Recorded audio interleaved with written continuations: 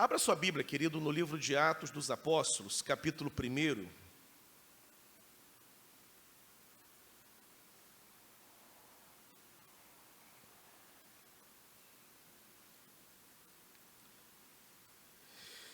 Livro de Atos dos Apóstolos, capítulo 1.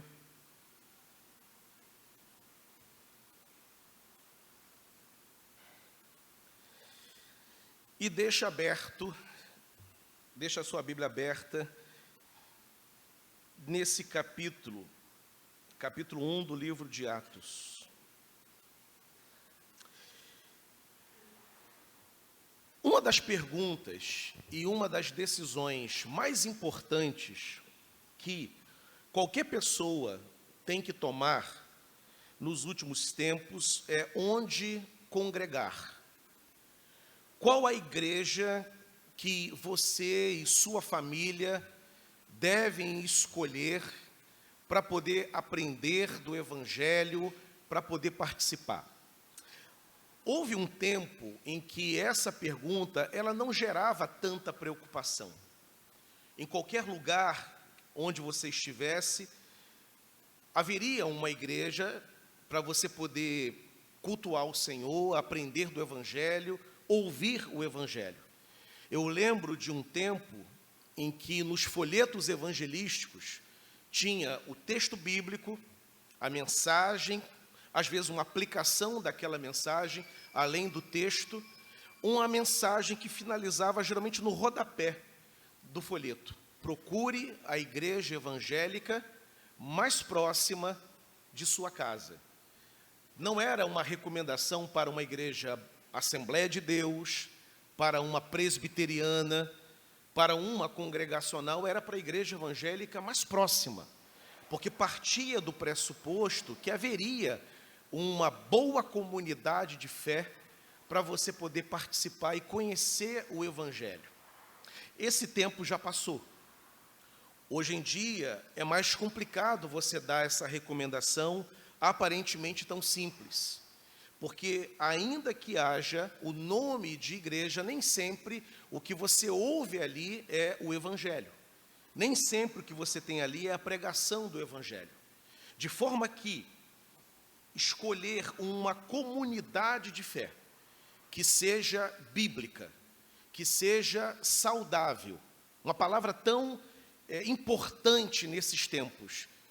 Eu lembro que eu fui pregar uma vez no projeto Água da Vida, aqui no Fonseca, na subida ali da ponte, e no término, na época eu pastoreava ainda a igreja de Andorinhas. Um dos ministros de louvor da igreja, saxofonista, chamado Ângelo Torres, ele me levou até Andorinhas. Disse: pastor, vou levar o senhor em casa. E a gente foi conversando. E ele me falou da trajetória dele, do tempo que ele ficou um tanto desligado de igreja, até que ele chegou no projeto Água da Vida, e uma frase me chamou a atenção. Ele disse: o projeto foi e tem sido uma comunidade saudável para mim, para minha esposa, para minha família, e por isso nós ficamos. Escolher uma comunidade cristã que seja bíblica e que seja saudável. Parece uma decisão simples, porque qualquer igreja cristã goza da presença de Deus, do povo está reunido. E a promessa de Deus é que Ele estaria reunido com o seu povo. Então, se Deus está presente, aquela igreja é saudável, porque o Espírito Santo se faz presente. Entretanto, na Bíblia Sagrada, não basta apenas o desejo de estar juntos, mas é fundamental também que a igreja, ela tenha algumas características que Deus possa dela se agradar. O livro de Atos dos Apóstolos é um livro fundamental dentro da Escritura, porque ele é o único livro histórico do Novo Testamento. Nós temos no Novo Testamento os evangelhos, os chamados evangelhos sinóticos, Mateus, Marcos e Lucas. Nós temos o Evangelho de João, que é totalmente diferente dos sinóticos. Nós temos as cartas paulinas, nós temos as epístolas chamadas de gerais, como são as cartas de Pedro, a epístola de Tiago, de Judas. Nós temos o livro do Apocalipse e nós temos um livro histórico, que é o livro de Atos dos Apóstolos. E nesse livro histórico, nesse único livro histórico do Novo Testamento, o que é apresentado ali é justamente a formação da igreja. Como que a igreja surge na história. Como que a igreja, enquanto projeto de Deus, deixa de ser uma ideia e ela ganha concretude histórica, ela ganha dimensão sociológica, ela ganha sua manifestação histórica e geográfica. E o livro de Atos apresenta o projeto de Deus para uma igreja. O que devemos encontrar numa igreja? Nós que amamos a igreja, ou você que me ouve, seja aqui no templo ou em qualquer lugar que você estiver pela internet, está procurando uma igreja. O que essa igreja deve ter para que eu possa identificá-la como uma igreja bíblica e uma igreja saudável? Uma igreja que será instrumento para a minha edificação. A igreja, quando colocada no mundo pelo Senhor, ela tem uma tríplice função. Primeiramente, a igreja foi colocada no mundo para glorificar a Deus. Ela é a única agência, ela é a única agremiação que glorifica a Deus. Ela é discipuladora das nações, ela é discipuladora das famílias. E ela leva as nações e as famílias a glorificarem ao Senhor. É a missão primeira da igreja. Ela também tem a função de evangelizar o mundo. Nenhuma outra instituição recebeu do Senhor a incumbência da evangelização do mundo, só a igreja. E também essa igreja tem como tríplice função a edificação dos santos. Então ela glorifica a Deus, ela evangeliza o mundo e ela edifica os crentes. Edifica por meio da pregação, por meio dos ministérios que operam na igreja. E aí as vidas, as pessoas que congregam são edificadas, são alimentadas na sua fé. O livro de Atos, portanto, apresenta essa proposta. Como que essa igreja surge, a sua relevância no mundo e o que ela tem para que eu possa identificar e dizer, eis ali uma igreja, eis ali um lugar em que eu posso, em que eu devo congregar. O livro de Atos tem essa finalidade e eu gostaria de compartilhar com os irmãos apenas um verso desse primeiro capítulo, mas primeiramente eu gostaria de apresentar as linhas gerais desse livro. Ele foi escrito por Lucas, o mesmo autor do evangelho que leva o seu nome. Lucas é uma figura extraordinária do Novo Testamento. Ele é um teólogo extremamente refinado, ele é médico, as passagens bíblicas, inclusive Paulo chama de médico amado, e ele também é historiador. Ele apresenta a igreja numa perspectiva histórica, mas também teológica. O escrito, a obra de Lucas, ela é dividida em 2 volumes. Primeiro, o Evangelho, é um volume da sua obra.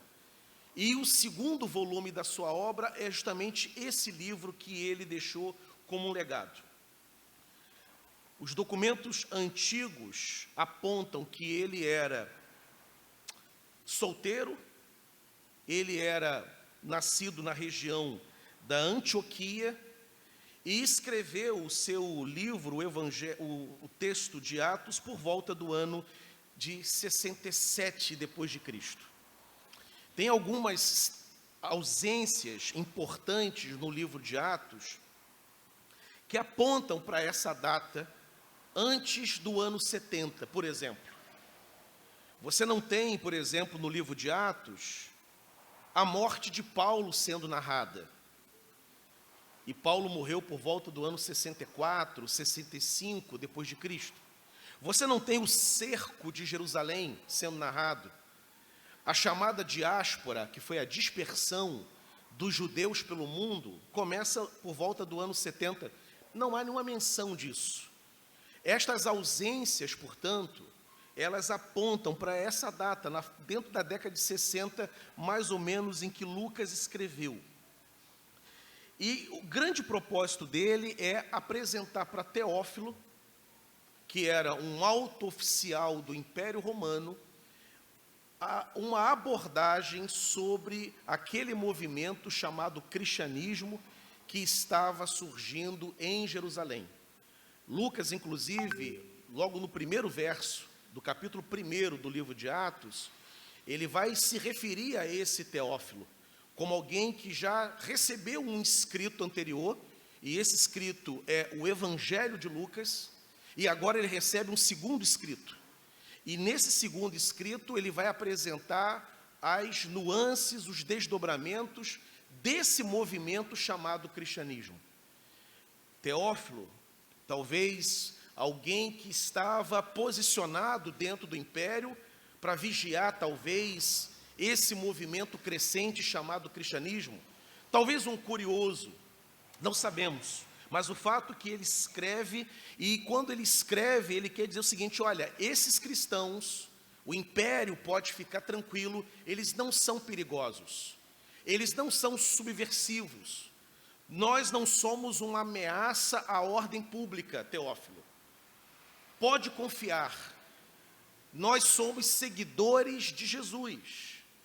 A nossa finalidade não tem nenhuma questão política, o rei não precisa ficar preocupado conosco, o imperador de Roma não precisa ficar preocupado, ao contrário, nós inclusive oramos pelas autoridades, nós nos submetemos a elas e intercedemos por elas, contribuiremos com a sociedade, porém, não peça aquilo que não podemos fazer e que não faremos, como, por exemplo, cultuar César, cultuar o imperador. Isso não faremos. Respeitaremos as ordens, somos um povo ordeiro, mas nós não iremos desobedecer nenhuma ordem do Senhor, caso haja colisão entre ordens imperiais e as ordens do Senhor. Obedeceremos o Senhor, ainda que nos custe. De forma que Atos, então, é uma espécie de uma apologética política. E também tem uma finalidade teológica. Afinal de contas, é o texto que fala da descida do Espírito Santo. É o texto que fala, Lucas é o único autor dos evangelhos que fala literalmente da ascensão de Cristo. Ele é um teólogo refinado, mas é também, como eu disse, um historiador. É uma apologética política, tem uma finalidade teológica, tem uma finalidade também missiológica, porque fala das campanhas missionárias do apóstolo Paulo. E nos 28 capítulos desse livro, você tem ali a igreja surgindo, se manifestando, tomando espaço, como eu disse, deixando de ser uma ideia, um projeto, e ganhando concretude histórica e ganhando dimensão sociológica. Ela é um acontecimento na geografia de Jerusalém. E o livro de Atos, portanto, tem as referências do que é uma igreja saudável, do que é uma igreja bíblica, o que devemos esperar de uma igreja. É uma das decisões mais importantes. Porque uma igreja que não pregue o Evangelho, ela pode conduzir vidas para longe do Senhor. Se cremos que o Evangelho é a verdade e que a pregação do Evangelho é a chave que Deus deu à igreja para que as portas dos céus sejam abertas, quando pregamos o Evangelho, Paulo vai dizer na carta aos Romanos que a fé vem pelo ouvir, e ouvir a palavra de Cristo. Sem pregação do Evangelho, não há manifestação da fé. Cremos, porque um dia o Evangelho foi pregado, E quando o evangelho foi pregado, o Espírito Santo selou a pregação e nos convenceu de que aquela pregação era verdadeira. E vimos, então, o Cristo da fé pela primeira vez. Sem a pregação do evangelho, ninguém consegue crer. Uma igreja, então, que não prega o evangelho, ela leva a pessoa para longe do reino. Daí, então, a decisão extremamente importante. E é surpreendente, inclusive, como tanta gente, às vezes, banaliza essa coisa de igreja. E há aqueles que saem das igrejas por qualquer razão, por qualquer conflito, qualquer dificuldade. E igreja é extremamente essencial para a espiritualidade, para o crescimento na fé. E o livro de Atos apresenta o que é uma igreja bíblica, o que é uma igreja verdadeira. Existe, e aí o politicamente correto impede que se compreenda de que talvez não haja igrejas que sejam falsas, que todas as igrejas são verdadeiras. Não é esse o testemunho da Escritura. Existe aquilo que é chamado no livro de Apocalipse de sinagoga de Satanás. São agremiações, são congregações que não se preocupam em pregar o evangelho. Para a pregação do evangelho ser legítima, alguns elementos têm que estar presentes nessa igreja. Já ouvi também tanta gente que foi andar por aí e dizer assim: pastor, é tão difícil, às vezes a gente até tenta, mas é tão difícil congregar, tão difícil ouvir uma mensagem que faça sentido, que seja bíblica. Às vezes é difícil cantar, porque a letra não tem nada do evangelho. Há discursos que parecem muito mais motivacionais. Discursos que são, na verdade, psicologia refinada. Psicologia com verniz cristão. Uma igreja tem que ter obrigatoriamente alguns elementos. Elementos esses que Lucas apresenta quando a primeira igreja da história, a igreja de Jerusalém, ela vai surgir. Surge em Jerusalém, mas ela chega na Judéia, chega em Samaria, vai chegando em outros cantos do império, em outras províncias do império, chega na Europa e se espalha pelo mundo todo.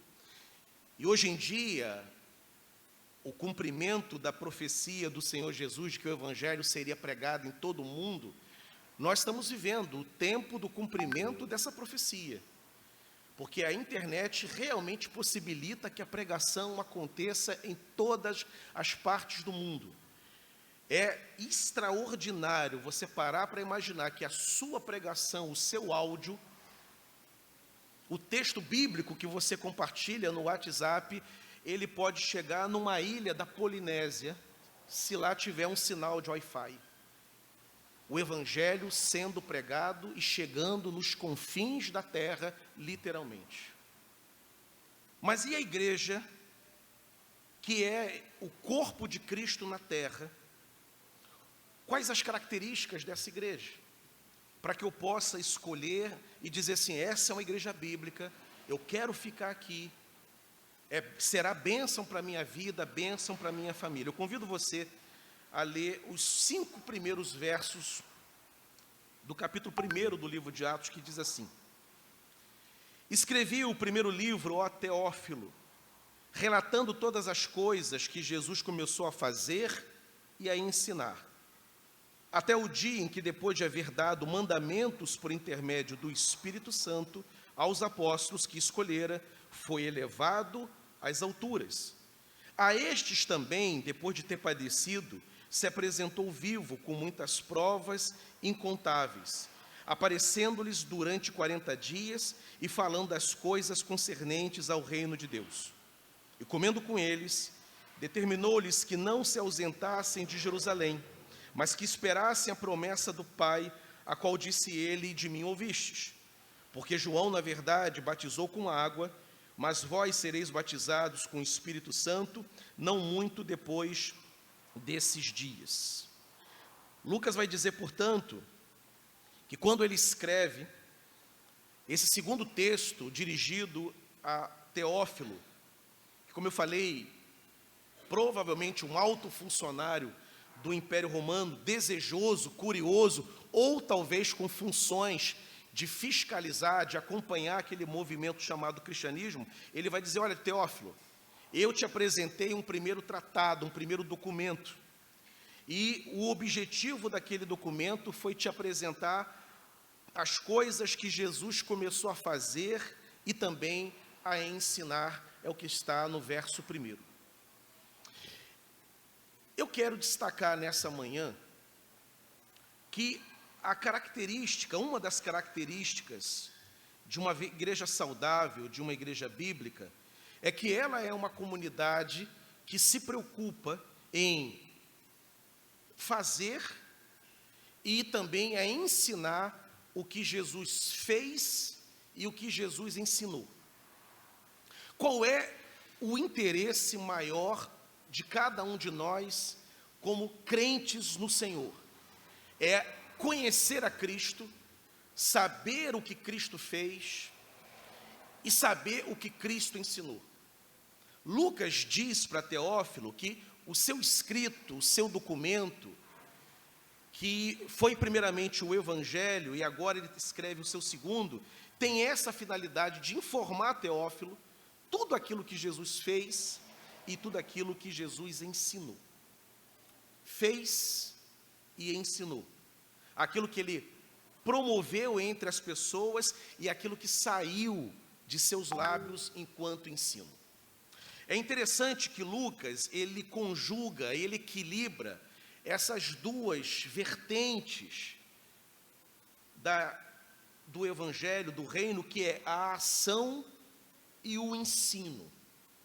Interessante que há muitos que não querem saber de ensino, não querem saber de teologia, não querem saber de doutrina, não importa o conhecimento, não importa a escola dominical, eu quero saber das ações, eu quero saber das realizações, eu quero saber dos milagres, eu quero saber das curas. Eu estou interessado não no que, não na teoria, mas eu estou interessado na prática, no movimento, no engajamento, na ação. E há outros, em contrapartida, que há igrejas que negligenciam essa perspectiva prática do Evangelho, da cura, do milagre, da ação, da evangelização, da missão, estão só preocupados com a teologia, com o ensino, com a doutrina. Veja como Lucas, ele equilibra, dizendo o seguinte: não, o que eu estou te apresentando, Teófilo, é tudo acerca do que Jesus fez e também tudo acerca do que ele ensinou. O interesse nosso tem que ser naquilo que Jesus realizou, no bem que ele manifestou às pessoas, nos processos de inclusão que ele promoveu, porque ninguém promoveu mais inclusão do que Jesus.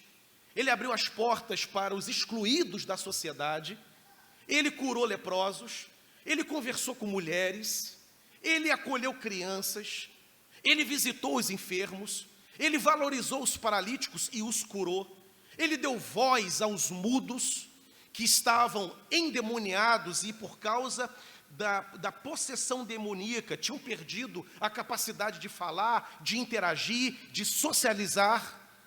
E ao curá-los, ao libertá-los, ele reinsere essas pessoas, lhes dá a dignidade. Nesses tempos em que a palavra inclusão é tão importante, ninguém promoveu mais inclusão do que o Senhor Jesus. Ele alimentou multidões. Jesus nunca se furtou a atender qualquer demanda que lhe aparecesse. Mesmo cansado, como diz, por exemplo, o texto de João capítulo 4, ele, cansado da viagem, ele para beber água no poço de Jacó e lá está uma mulher samaritana. E mesmo cansado, ele lhe dá atenção. Ele abre uma conferência com aquela mulher e ele ministra ao coração daquela mulher, que começa naquele capítulo como uma mulher samaritana, sem marido, com a vida moral destruída, com carências, inclusive afetivas, psicológicas e espirituais, e aquela mulher sai do capítulo 4 evangelizada e como missionária, pregando para homens samaritanos. Jesus era, portanto, alguém de ação. Ele olha para uma multidão faminta, ele está pregando a palavra. Ele olha para uma multidão faminta e diz o texto de João 6, que ele se compadece da multidão. Ele se aflige com aquela necessidade fisiológica. Ele passa fome. Aliás, ele vê aquele povo passando fome. E ele não fica, não, calma aí, o mais importante é pregar. O que adianta pregar para quem está faminto? O que adianta pregar para quem está com fome? E ele multiplica pães e peixes, valorizando inclusive a oferta de um garoto. Porque é um menino, não é um varão de 40 com barba, não era um cidadão valorizado na sociedade, é um garoto que carrega consigo no seu lanche, na sua lancheira, 5 pães e 2 peixinhos, e ele apresenta de forma despretensiosa, até ingênua, até singela, para alimentar milhares e milhares de pessoas, e ele abençoa, ele multiplica. Jesus, portanto, era alguém de ação. Ele entra na casa de Pedro e cura a sua sogra. Ele levanta os cativos. Ele conversa com aqueles que precisam. Ele, portanto, tinha esse movimento. Mas Jesus também ele era um mestre. Era quem ensinou sobre o reino de Deus. Portanto, Lucas chega para Teófilo e diz: Teófilo, eu tenho um tratado para te apresentar. Eu tenho algo para te apresentar, eu tenho uma história para te contar. E essa história traz informações do que Jesus fez, do bem manifesto, dos milagres realizados, das bem-aventuranças praticadas, mas também o que eu trago é sobre aquilo que ele disse, aquilo que ele ensinou, aquilo que ele deixou como um legado teológico para nós. Juntando 2 palavras que não são muito usuais, Lucas está dizendo o seguinte, que a ortopraxia, a prática correta, as ações corretas, caminham juntas da ortodoxia, do ensino correto. Igreja é lugar de ortodoxia, de pregação bíblica, de escola dominical. A igreja ela é uma comunidade teológica, temos que perder o preconceito com a teologia. Ela é a comunidade do ensino. Ela é a comunidade em que a Bíblia é aberta e ela é explicada. Há uma pedagogia na igreja, ela é uma comunidade pedagógica, ela é didática, ela ensina, ela é discipuladora. É função, inclusive, Deus, inclusive, entre os dons que Ele desperta na igreja, um deles é o dom de mestre, dos que vão ensinar. Os teólogos são instrumentos de Deus para a igreja. Os professores de escola dominical são fundamentais para a igreja. A Bíblia tem que ser pregada, tem que ser explicada. Nós não estamos perdendo tempo aqui quando a Bíblia é aberta e é explicada.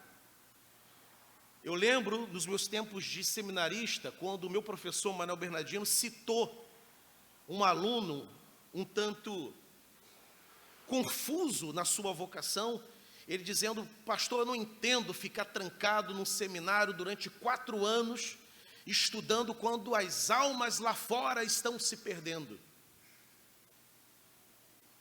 E aí o pastor Manuel Bernardino, rapaz, eu acho que ele só pensa nas almas que estão se perdendo das 19 às 22 horas, que é a hora que o seminário funciona. Tem tantas e tantas outras horas do dia para ganhar as almas que estão se perdendo. Igreja é a comunidade da didascalia, do ensino. E a igreja tem essa prerrogativa porque há informações fundamentais para a fé cristã que você só encontra na Escritura. e que você depende, portanto, do ministério da igreja para aprender. A Trindade, por exemplo, é uma verdade que é exarada das Escrituras e que você só encontra na Escritura. Não há nenhum outro lugar em que você possa aprender sobre a Trindade. Você olha para a beleza do mundo, você olha para a grandiosidade do mundo, você pode chegar à conclusão de que existe um Deus, um grande arquiteto, um grande artista, que pintou essa aquarela. Mas o céu azul, a imensidão do mar, o verde das matas, não revelam que esse Deus é trino. Ele se revela existente, presente. Ele se revela grandioso, poderoso. Ele se revela até temível. Mas trino, o céu azul não me dá essa informação. A profundidade do mar não me dá essa informação. Eu aprendi com a minha mãe, inclusive uma das minhas paixões quando era criança era a astronomia. Eu pensei que eu seria astrônomo. Até hoje eu sou apaixonado pela lua cheia. Eu paro para ver. Esse período do ano, eu considero outono, é a minha estação predileta. É a estação do frio sem chuva, do céu azul. E eu gosto de ver quando a lua começa a aparecer nas estações de outono, a beleza daquilo. Mas ela não me revela que Deus é trino. Eu preciso das páginas da Escritura para apreender esta informação. E a igreja recebeu do Senhor a incumbência de explicar a Escritura. Quando o mestre, um professor de escola dominical, se coloca diante de você com a Bíblia aberta, o que está acontecendo ali é o exercício de um carisma. Não é uma agenda administrativa da igreja. O carisma entra até na agenda da igreja. Mas o carisma está se manifestando. Vidas serão abençoadas enquanto a Bíblia será ensinada. Mas é óbvio, de nada adiantará aprendermos se não colocarmos em prática. De nada adiantará sabermos, lermos, ouvirmos que Deus cura. E se não acreditarmos que Deus tem poder de curar a enfermidade da sua avó. De nada adiantará saber que Deus é o Senhor das nações e que Ele amou o mundo de tal maneira se nós não evangelizarmos o porteiro do prédio, se não evangelizarmos o nosso amigo de faculdade. Por isso que Lucas está dizendo, Teófilo, eu vou te apresentar o que Jesus ensinou, mas também o que Ele fez. O interesse nosso é no ensino do Senhor, na sua palavra, mas também naquilo que Ele fez. Aprendemos que Deus cura na sua palavra. E por sabermos que Ele cura, nós oramos pelos enfermos. Sabemos que Deus é o consolador do seu povo, Ele deu o Espírito para consolar-nos. E por sabermos disso, pedimos que o Senhor nos console nas nossas horas de dificuldade. É um ensino que redunda em prática. A igreja, portanto, ela é uma comunidade da ação, mas ela é uma comunidade também da pregação. Ela é a comunidade do ensino, mas ela é a comunidade também da realização. Longe de nós sermos, com perdão da expressão aqui, cabeçudos, que sabem muito, conhecem muito, mas não fazem nada. Não colocam em prática aquilo que sabem. Leem sobre oração, mas não oram. Sabem que Deus responde orações, mas não têm uma única experiência com Deus de resposta de oração. Nós estamos entrando nessa semana agora, na semana de oração, a primeira semana de oração do ano. O presbítero Cláudio Pereira, recentemente, na última reunião de sexta-feira, ele relatou pessoas que oraram na semana de oração do ano passado e que receberam de Deus as respostas das orações apresentadas ao Senhor. Nós cremos que Deus responde orações, mas não basta saber que Deus responde. É fundamental na vida cristã experimentar as respostas de oração. Eu coloco em prática aquilo que eu sei. Você quer, portanto, uma igreja bíblica para congregar? Escolha a comunidade da fé, portanto, que cuida desse paralelo. O sermão é bíblico, a aula é bíblica, o louvor é bíblico, mas eu vejo também Deus se manifestar no meio daquela comunidade. Eu vejo Deus visitar a comunidade. A comunidade pratica aquilo que acredita. O mundo, queridos, precisa muito mais do que bons oradores. E, na verdade, há bons oradores fora da igreja. Aliás, há excelentes oradores fora da igreja. Alguns, talvez, muito melhores do que muitos pastores, em termos de oralidade. O que o mundo precisa é ver esta pregação se manifestando na vida das pessoas. Paulo vai dizer que nós somos cartas vivas.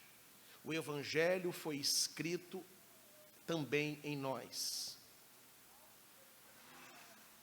Comunidade do ensino, mas também comunidade da prática. Longe de nós de sermos uma comunidade que fala do amor, o amor é pregado, o amor é cantado, mas o amor não é praticado. Longe de nós de sermos uma comunidade em que o perdão é homenageado, aparece nas liturgias, mas esse perdão nunca é oferecido. Longe de nós falarmos de um Deus que restaura, quanto a nossa própria vida está destruída. O Deus que cremos é um Deus que promete na sua palavra, e Ele é um Deus que cumpre. Ele é um Deus que promete erguer o caído, e Ele realmente só ergue aquele que está caído. Ele promete consolo, e o nosso Deus de fato é o Consolador. E o que eu acho fantástico é que tantas soluções nós procuramos em tantos lugares e não chegamos a encontrar determinadas respostas, mas quando vamos num culto e ouvimos uma palavra, um sermão, e as respostas, a direção de Deus vem naquele sermão para nós. Uma palavra, um sermão. Eu lembro que em um dos meus períodos de férias, eu estava em casa, eu estava dentro do meu escritório, e eu ouvi a voz do Senhor falando comigo: liga a televisão, em tal lugar, tem um pastor pregando lá. Eu parei o que estava fazendo, eu liguei a televisão, e literalmente com precisão matemática, no exato momento em que eu ligo, aquele homem de Deus falava algo que eu estava apresentando diante do Senhor. a resposta veio do céu diretamente para mim naquele momento. E organizou uma série de questões que eu estava apresentando para Deus.